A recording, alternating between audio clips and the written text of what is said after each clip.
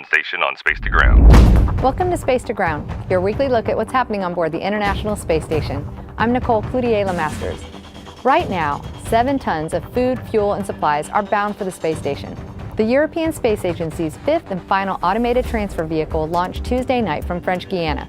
ATV Vive, named for the father of the Big Bang Theory, Georges Lemaitre, is currently on a 14-day trek to the station with docking scheduled for August 12th. NASA astronauts Steve Swanson and Reid Wiseman were back at work with more spacesuit maintenance. The duo performed water leak inspections and a scrubbing of the suit cooling loops.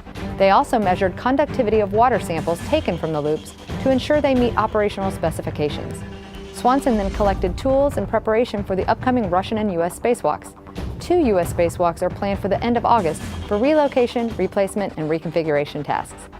Last week, the crew set a record for how much time they dedicated to science investigations. Typically, ISS crews are scheduled for around 40 hours of research per week, but they doubled that last week when the crew spent more than 83 hours on various experiments, from Skin B, which studies the aging of skin, to the 4 Shoes experiment, which helps optimize exercise sessions in microgravity. To learn more about how ISS research benefits life on Earth, visit nasa.gov/station-benefits. And we have a great question from a YouTube viewer this week.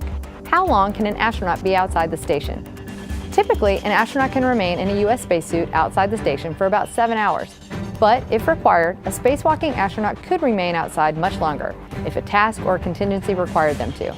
The longest U.S. EVA was 8 hours and 56 minutes, performed outside the ISS by Susan Helms and James Voss on March 11, 2001, during a Space Shuttle assembly mission. Make sure to keep sending your questions and comments using the hashtag #SpaceToGround. We'll see you next week.